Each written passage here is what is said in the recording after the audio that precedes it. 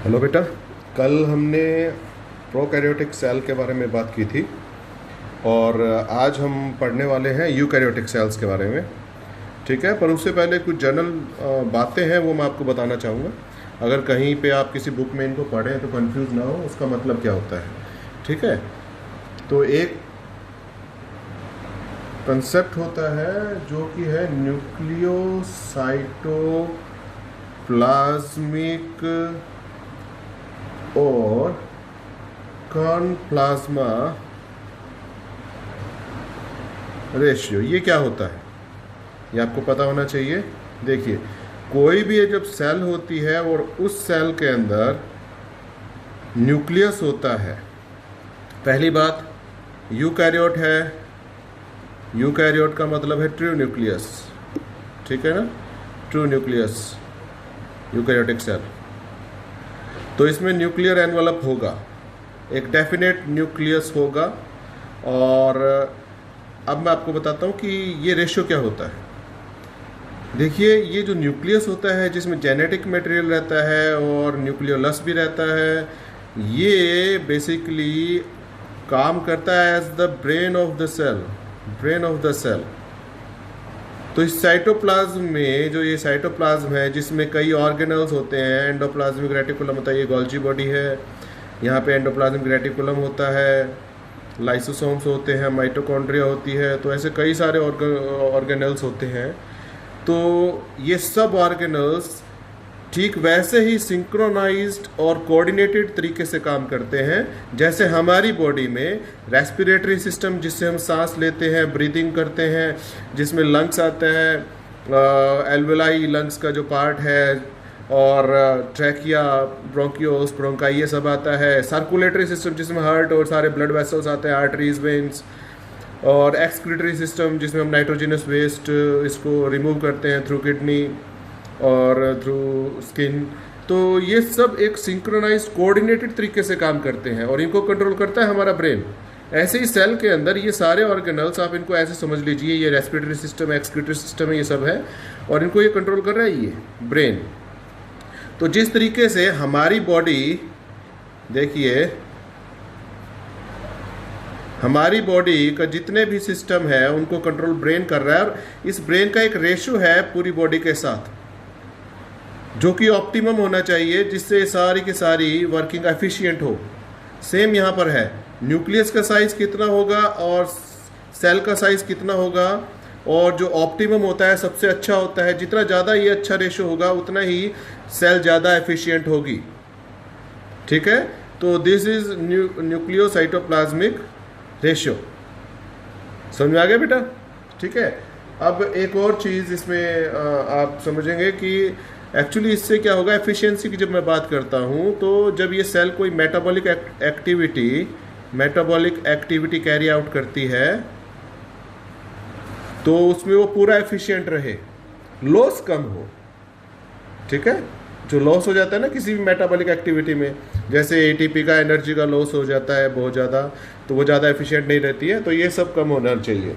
तो this is nucleocytoplasmic और कर्ण plasma ratio, हमेशा याद रखना बेटा। और दूसरा अब मैं आपको बताता हूँ इसी में एक चीज़ और। आप देखिए इसमें क्या क्या है। This is nucleus. न्यूक्लियस के अंदर जो एक सब्सटेंस भरा होगा सेमी लिक्विड टाइप से, जिसको हम बोल सकते हैं जेली टाइप, जिसके अंदर ये क्रोमेटिन फाइबर्स रहते हैं, वो कहलाता है न्यूक्लियोप्लाज्म। न्यूक्लियोप्लाज्म, ठीक है। और ये वाला जो पार्ट है यहाँ से लेके यहाँ तक, न्यूक्लियर एनवलप से लेके और प्लाज्मा मेम्ब्रेन तक, ये बीच का जो जेली लाइक सब्सटेंस इकट्ठा है इसमें, ये कहलाता है साइटोप्लाज्म। ठीक है बेटा, याद रखना इस चीज़ को। साइटोप्लाज्म क्या है? मेम्ब्रेन जो है, प्लाज्मा मेम्ब्रेन। मेम्ब्रेन के लिए एक शब्द और आता है, हमेशा याद रखना, मैंने पहले भी बताया होगा आपको। प्लाज्मा मेम्ब्रेन को हम प्लाज्मा लीमा बोल सकते हैं, प्लाज्मा लीमा बोल सकते हैं। ठीक है, ये लेमा सब जो है ये मेम्ब्रेन के लिए आता है। जैसे मैंने बताया था न्यूरॉन के अराउंड न्यूरोलिमा होगी। ठीक है, तो ऐसे ही प्लाज्मा मेम्ब्रेन और ये न्यूक्लियस की मेम्ब्रेन है, इसके बीच में जो ये पार्ट है, यहाँ पर जो एक जेल लाइक स्ट्रक्चर होता है, उस जिसके अंदर सेल ऑर्गेनल्स रहते हैं, mitochondria, Golgi body, endoplasmic reticulum वगैरह, उसको हम बोलते हैं साइटोप्लाज्म। और न्यूक्लियस के अंदर जो है वो बोलते हैं न्यूक्लियोप्लाज्म। ठीक है, एक टर्म और आती है बेटा, यहाँ पे लिख रहा हूँ, देखिए, दैट इज प्रोटोप्लाज्म। प्रोटोप्लाज्म किसको बोलते हैं? देखो, सेल मेम्ब्रेन, इसके अंदर ये साइटोप्लाज्म, ठीक है, न्यूक्लियस, ये पूरा जो पार्ट है, ये पार्ट, ये सारा का सारा इन्वॉल्व होता है प्रोटोप्लाज्म। समझ में आया? तो it contains whole of the cell. Protoplasm में क्या आएगा? सेल मेम्ब्रेन इंक्लूड होगी, साइटोप्लाज्म, न्यूक्लियस, सब इंक्लूड होता है। ये एक होलिस्टिक वर्ड है जिसमें सारा इंक्लूड होता है, जबकि न्यूक्लियोप्लाज्म यहाँ पे, साइटोप्लाज्म यहाँ पे है। ठीक है, ये याद रखना। ठीक है बेटे, ओके। अब हम आगे चलते हैं बेटा। एक और इम्पॉर्टेंट चीज़ है जो बेसिकली हमें मिलती है यूकैरियोटिक ऑर्गेनिज्म में और प्रोकैरियोटिक में नहीं मिलती है। ये आप समझिए क्या चीज़ होती है। इसको हम बोलते हैं कंपार्टमेंटलाइजेशन। इसका क्या मतलब है? इसका सिंपल सा मतलब है जैसे कि ये एक कोई भी स्ट्रक्चर है और इसके डिफरेंट हमने कंपार्टमेंट बना दिए हैं। इसमें 1 2 3 4 5 6 7 8 1 2 3 4 5 6 7 8 ये सब हमने कंपार्टमेंट बना दिए हैं एक ही स्ट्रक्चर के अंदर। ये कंपार्टमेंटलाइजेशन कहलाता है। ठीक है, अब इसको हम लोग कैसे अप्लाई करेंगे यूकैरियोटिक सेल में, वो आप देखिएगा। ठीक है, क्योंकि ये जो फीचर है ये यूकैरियोटिक है, प्रोकैरियोटिक की नहीं है। क्यों नहीं है वो देखिए, फ़र्क क्या है दोनों में। प्रोकैरियोटिक सेल्स जो होती है, प्रोकैरियोटिक सेल्स, मैंने कल इसके बारे में आपको पिछली वीडियो में एक्सप्लेन किया था। आप समझिए, प्रोकैरियोटिक सेल में एक और चीज़ थी कि इसमें सिर्फ सिंगल एनवेलप होता है, सिंगल एनवेलप होता है सेल के अराउंड द सेल, जिसको आप सेल मेम्ब्रेन मान सकते हो या कुछ भी मान सकते हो। इसके अंदर ये न्यूक्लियोइड होगा जिसमें सिंगल क्रोमोसोम होता है। इसके अंदर जो भी ऑर्गेनल्स होते हैं इसके, चाहे वो राइबोसोम हो जो प्रोटीन फॉर्मिंग मशीनरी होती है, चाहे मेसोसोम हो जो कि माइटोकॉन्ड्रिया की बजाय यहाँ पे मेसोसोम्स होते हैं, ये कोई भी स्ट्रक्चर हो उसमें मेम्ब्रेन बाउंड ऑर्गेनल्स नहीं होते। मेम्ब्रेन बाउंड ऑर्गेनल्स नहीं होते, किसमें? प्रोकैरियोट्स में नहीं होते। लेकिन जब बात आती है यूकैरियोटिक सेल की, यूकैरियोटिक सेल में, अब हम बात करेंगे यूकैरियोटिक सेल में, इसके अंदर क्या होता है, चाहे वो माइटोकॉन्ड्रिया हो, चाहे वो प्लास्टिड्स हो, प्लास्टिड्स मतलब क्लोरोप्लास्ट, ल्यूकोप्लास्ट और क्रोमोप्लास्ट, ये जो होते हैं प्लास्टिड, इसी में आता है बेटा क्लोरोप्लास्ट, जो कि फोटोसिंथेसिस में हेल्प करता है, ट्रैप करता है रेडिएंट एनर्जी, सोलर एनर्जी को। सो माइटोकॉन्ड्रिया हो, चाहे वो प्लास्टिड हो, या फिर लाइसोसोम्स हो, गोल्जी बॉडी हो, या फिर एंडोप्लाज्मिक रेटिकुलम हो, ये सब के सब मेम्ब्रेन बाउंड ऑर्गेनल्स हैं, सब के सब। सिर्फ 2 ऑर्गेनल्स इसमें हैं मेनली जो इम्पोर्टेंट है, और भी होते हैं पर 2 मेन प्रोमिनेंट जो नहीं होते हैं वो याद रखना। एक है राइबोसोम, इस पे कोई मेम्ब्रेन नहीं होती है, ये नेक्ड होता है। और इसके साथ साथ दूसरा होता है एक बहुत इम्पोर्टेंट जिसको बोलते हैं सेंट्रोसोम या सेंट्रियोल। मैंने पिछले वीडियो में आपको फ़र्क बताया था, ठीक है ना। तो सेंट्रियोल और राइबोसोम, इनके ऊपर नहीं होती कोई भी मेम्ब्रेन कवरिंग, ये नेक्ड होते हैं। तो इन सबको देखिए, ये सारे के सारे जो है इनके पास भी अपनी खुद की एक मेम्ब्रेन है और एक मेम्ब्रेन आउटसाइड है यूकैरियोटिक में। इसमें ये प्लाज्मा मेम्ब्रेन है और एक इनके ऊपर मेम्ब्रेन है ये, ठीक है बेटा। तो ये डबल एनवेलप स्ट्रक्चर कहलाते हैं, ठीक है। तो यूकैरियोटिक जो सेल्स होती हैं इनको हम ये क्या कह सकते हैं, कि they have two envelope system, यानी कि eukaryotic cells have double envelope system। ठीक है, अब एक चीज़ हमेशा याद रखिएगा, इसकी वजह से ही जो सेल होती है, कौन सी यूकैरियोटिक सेल, वो अलग अलग डिफरेंट कंपार्टमेंट्स में बट जाती है। ठीक है, divided, it is divided into different compartments। और इसी की वजह से फिर क्या होगा, हम लोग क्या कहेंगे, जैसे कि एक चीज़ मैं आपको बता दूं, छोटा सा structure, this is nucleus. Nucleus के अराउंड होता है एंडोप्लाज्मिक रेटिकुलम। आपने छोटी क्लासेस में पढ़ा भी होगा। ये इसकी जो सरफेस होती है, मेम्ब्रेन होती है, वो एक्चुअली न्यूक्लियर मेम्ब्रेन के साथ कंटिन्यूस होती है। इस पे होते हैं राइबोसोम्स जो कि प्रोटीन बनाते हैं। ठीक है बेटा, अब ध्यान से समझिए, न्यूक्लियस के अंदर है क्रोमेटिन फाइबर। ये क्रोमेटिन फाइबर वही हैं जो कि कंडेंस होके, प्रोटीन फाइबर्स, क्रोमेटिन फाइबर्स वही हैं जो कंडेंस होके, कंडेंस या डी, इसको हम बोलते हैं डिहाइड्रेशन, वाटर लॉस करके क्या बना देगा, क्रोमोसोम। ठीक है, इसके अलावा यहाँ होता है न्यूक्लियोलस। न्यूक्लियोलस ये सब आगे आएगा, इसी चैप्टर में हम पढ़ेंगे। न्यूक्लियोलस का काम होता है राइबोसोम बनाना, और राइबोसोम का काम है प्रोटीन फॉर्मेशन में हेल्प करना, प्रोटीन फॉर्मेशन में हेल्प करना। ठीक है, तो अब यहाँ पे देखिए, मैं आपको समझाने जा रहा हूँ ये कंपार्टमेंट कैसे बन रहा है। एक कंपार्टमेंट एक पर्टिकुलर फंक्शन के लिए, यहाँ पे वो फंक्शन है प्रोटीन सिंथेसिस, और फिर उसकी पैकेजिंग, और फिर उसको बाहर जहाँ पर उसकी ज़रूरत है पूरी बॉडी में या सेल के अंदर, वहाँ पे उसको डिस्पैच कर देना। ठीक है, देखिए ये राइबोसोम है, न्यूक्लियोलस ने राइबोसोम बनाया, वो न्यूक्लियर पोर से बाहर आया, वो जाके एंडोप्लाज्मिक रेटिकुलम के सरफेस से अटैच हो जाता है, इसलिए कहलाता है रफ एंडोप्लाज्मिक रेटिकुलम।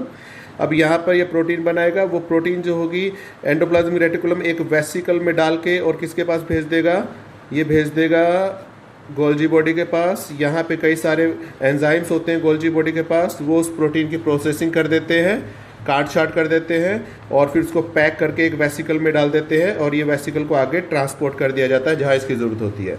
तो इस केस में ये एक अलग कंपार्टमेंट बनता है मेम्ब्रेन बाउंड ऑर्गेनल्स का, जिसका फंक्शन ये होता है। तो यूकैरियोटिक सेल, ये एक एग्जांपल दिया है मैंने, ऐसे डिफरेंट कंपार्टमेंट्स में बटा होता है because of the presence of किसकी वजह से, मेम्ब्रेन बाउंड ऑर्गेनल्स की वजह से। ठीक है, ये आपको समझ में आया बेटा? ठीक है, अब हम बात करेंगे यूकैरियोटिक सेल के स्ट्रक्चर की। ठीक है, the structure of eukaryotic cells. देखिए, यूकैरियोटिक सेल वही सेल थी बेटा जो मैं पहले भी आपको बताया था, 1665 याद करिए, रॉबर्ट हुक, इसने किसको ऑब्जर्व किया था, ऐसे हनीकॉम्ब लाइक स्ट्रक्चर किसके अंदर ऑब्जर्व किया था, ये कॉर्क में। कॉर्क वही होती है जिसको बार्क बोलते हैं, जो वुडी प्लांट, जो वुडी ट्री होती है उनके बाहर जो छाल सी होती है ना, उसको बार्क बोलते हैं, उसी को बोलते हैं कॉर्क, जो कि बेसिकली स्क्लेरेनकाइमा एक परमानेंट टिश्यू की टाइप है। ठीक है, परमानेंट टिश्यू होता है प्लांट में, 3 होते हैं बेटा, उसमें से एक टाइप है स्क्लेरेनकाइमा, ये याद रखना। ठीक है, बाकी है पेरेनकाइमा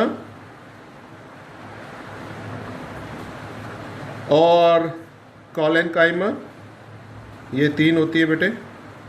तो इसमें इन तीनों में ये वाली जो होती है ये डेड सेल्स होती है, सबसे आउटसाइड होती है, कॉर्क यानी कि बाहर की साइड होती है, जिसका काम होती है कि वो एक बहुत हार्ड होती है, ये सपोर्ट भी देना और सपोर्ट के साथ साथ सेफ्टी देना, उसको बचा के रखना। ठीक है, ट्री को।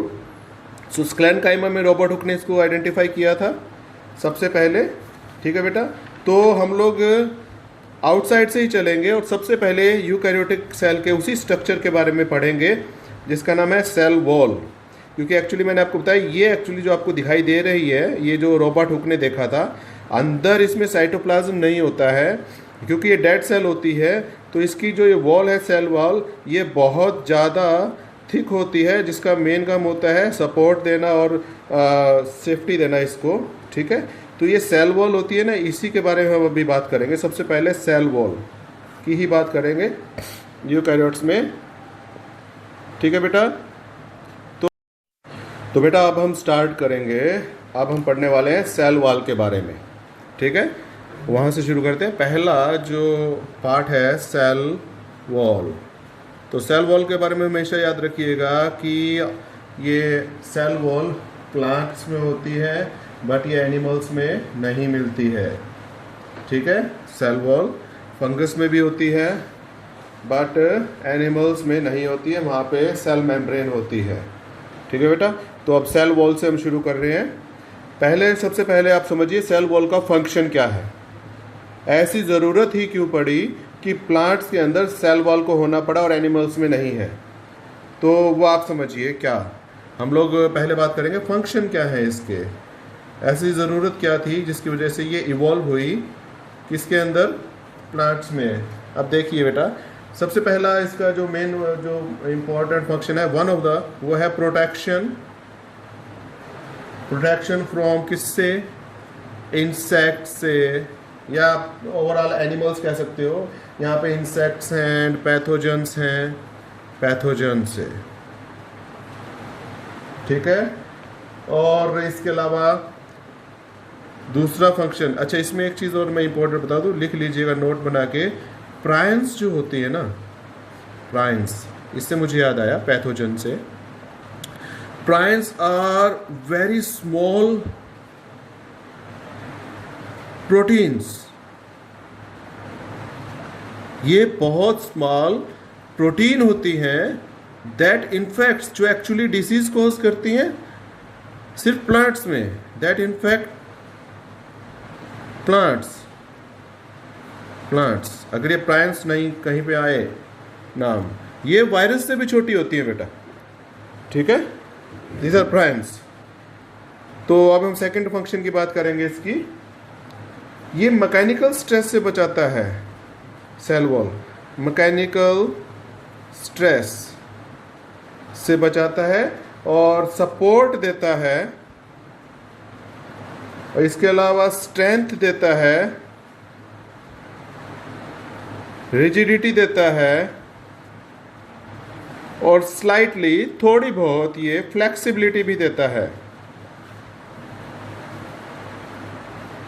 अब यहाँ पर देखिए मैकेनिकल स्ट्रेस, कोई प्लांट खड़ा है, आपने उसके तने को मोड़ने की कोशिश की या फिर हवा बहुत तेज चल रही है उसके ऊपर मैकेनिकल स्ट्रेस आता है, सपोर्ट देता है ये उसको, उससे बचाता है, स्ट्रेंथ देता है ये। ठीक है, रिजिडिटी मतलब बहुत हार्ड होता है ताकि उसकी प्रोटेक्शन कर सके, और थोड़ा सा फ्लेक्सिबल होता है, आपको पता है पेड़ झुक भी जाते हैं। ठीक है ना, तो ये सब इसकी वजह से होता है, सेल वॉल की वजह से। ठीक है, इसके बाद ये क्या करता है, ये इम्पोर्टेंट चीज़ आप ये देखिए, एनिमल्स क्या है बेटा, एनिमल्स मोबाइल होते हैं, मतलब they are motile, they can move. Animals एक जगह से दूसरी जगह जा सकते हैं, भाग के अपने आप को बचा सकते हैं। प्लांट्स का क्या है, वो एक जगह पे स्टैंड स्टिल रहते हैं, इसीलिए उनके पास कुछ ना कुछ ऐसा होना चाहिए था जो उनको बचा सके। One of the reason cell wall evolved is that. ठीक है, इसके अलावा हम लोगों में क्या है, जैसे ह्यूमन बीइंग में कर लीजिए, हम लोगों में पर्सपिरेशन होती है, पसीना आ जाता है, अगर हमें थर्मो रेगुलेशन करनी पड़े, यानी वाटर लॉस हो जाता है ऐसे, लेकिन उस वाटर लॉस को हम मेंटेन कर सकते हैं। प्लांट में क्या है, ऐसा कोई मैकेनिज्म नहीं है। प्लांट्स में लॉस ऑफ वाटर अगर हो गया तो प्लांट की डेथ हो जाएगी। ठीक है, प्लांट्स के साथ क्या होता है बेटा, अगर ड्राई एरिया होता है, ड्राई टाइम पे, तो प्लांट वाटर को लॉस के लिए आपको पता है स्टोमेटा भी बंद कर देता है, ताकि उसके थ्रू, लीव्स के थ्रू स्टोमेटा से वाटर लॉस ना हो। तो प्लांट के लिए वाटर की बहुत बड़ी इंपॉर्टेंस होती है। अगर वो वैसे ही लॉस होने लगे तो उससे बहुत बड़ा डैमेज हो सकता है प्लांट को। इसीलिए लॉस ऑफ वाटर को प्रिवेंट करती है सेल वॉल, प्रिवेंट करती है। ठीक है। फोर्थ आएगा इसमें, ये प्लांट को एक डेफिनेट शेप देता है, शेप प्रोवाइड करता है। ठीक है, provide shape to the plant. ठीक है। इसके बाद अब आप एक चीज़ सोचिए, अगर ये प्लांट है, ये एक बहुत बड़ा ट्री है, सपोज कीजिए, ये इतनी हाइट तक तभी बढ़ पाएगा जब यहाँ से इसको बहुत स्ट्रॉन्ग सपोर्ट मिलेगी। हार्ड होगा तभी हाइट तक जा सकता है। अगर ये हार्ड नहीं होगा, स्ट्रेंथ नहीं होगी, सपोर्ट नहीं होगी, तो बीच में से टूट जाएगा। तो because of the presence of cell wall क्या होता है बेटा, it allows the plant to